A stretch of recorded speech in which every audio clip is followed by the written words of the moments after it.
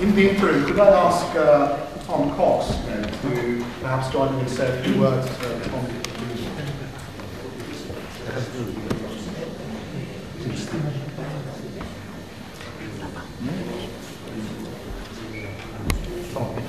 Yes, please, if you wouldn't mind.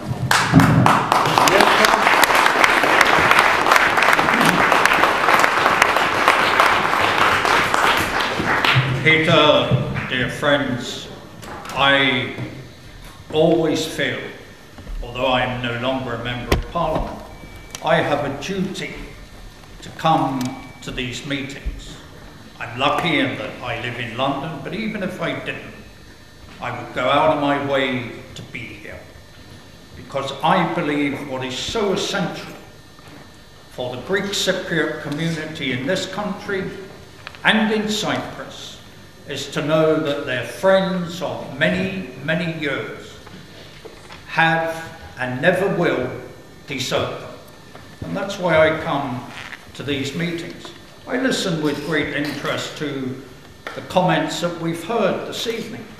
Some of them I agree with, some of them I just don't, because we've heard repeatedly, and I don't question for one moment the sincerity or the commitment of any of the present members of Parliament who have spoken.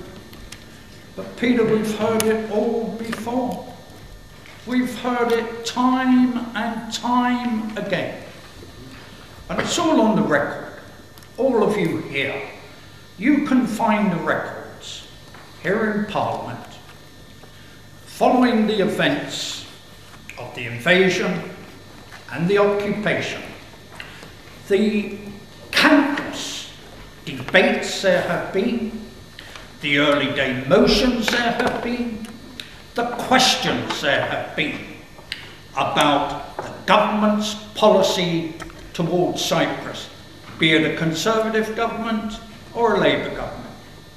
And I have to say, I've belonged to the Labour Party since I was 14 years of age. I have to say to you, my friends, that the Labour government of the last 12 years has done very, very little to find the kind of solution. None of us are in any doubt what the key issues are.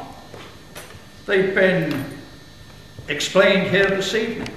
How many times have we argued if there was any goodwill, certainly even with Talat, but before Talat for years and years, it was Denktash. And I attended meetings on this floor when Denktash came here and made his position very, very clear. You recognise my independent state of Northern Cyprus, and then I'll sit down and I'll discuss things with you. You don't recognise my state, I don't want anything to do with you. And we know that whenever he made that statement and challenge repeatedly, Ankara was always supporting him. And what did the British government do? Because you see, to me, we've heard of the main players, the European Union. How can the British government possibly support, and I've got an open mind about whether Turkey should be a member of the European Union or not, but I have a pretty closed mind on what their commitments should be for membership of the European Union. And how can the European Union allow a country seeking membership not even to recognise the island of Cyprus? How do they allow that? And then when we get the statements of the main players, the United Kingdom and America, have we heard anything within the last year from the British government as to what their real commitment is regarding the issue of Cyprus? Not the problem of Cyprus, because to me, the issues of Cyprus were there really the determinations of the British government and most certainly the Americans, but also the European Union, then there could be real meaningful progress taking place. But I have to say, I don't see it. Now, there has been mention made here this evening of the new Minister for Europe, Glenis Kinnock. I have in my home a leaflet, and I sent it to Andreas Karolis, we speak to each other quite often, of a meeting that took place in this very committee room in 1984. And it was the British Cyprus Committee.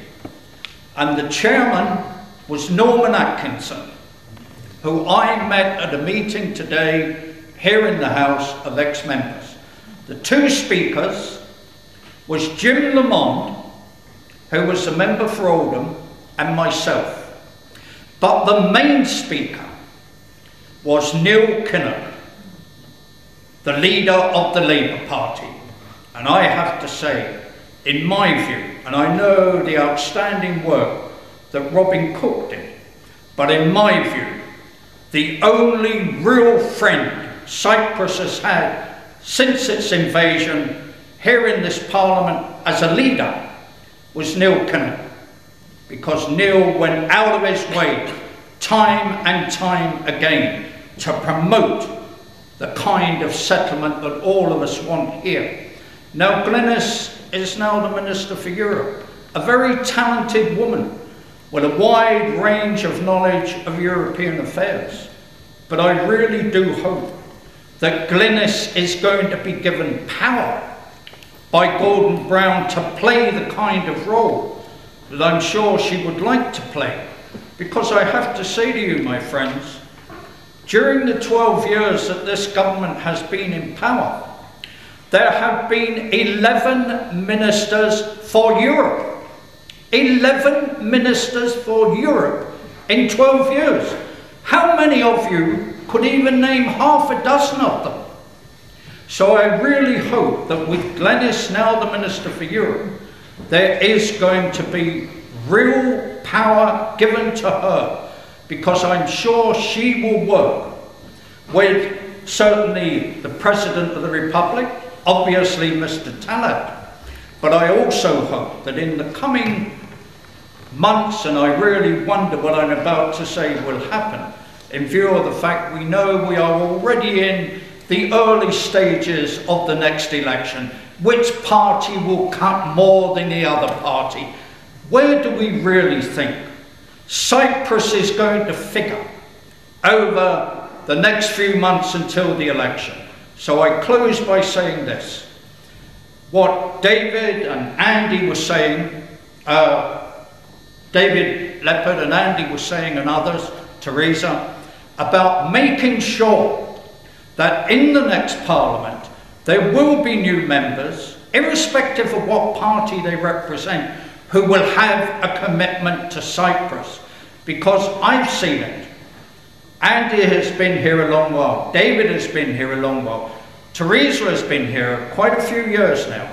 And sadly, what we have seen is the membership, the commitment to Cyprus, irrespective of what party we belong to, go down and down and down.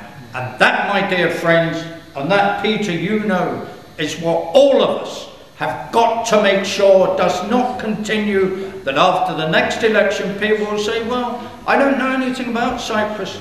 I mean, it was like David was saying how he became involved in Cyprus. So I close by saying it's always a great honour to be with you. But you deserve better. You deserve better. And the island of Cyprus deserves better than, sadly, in my view,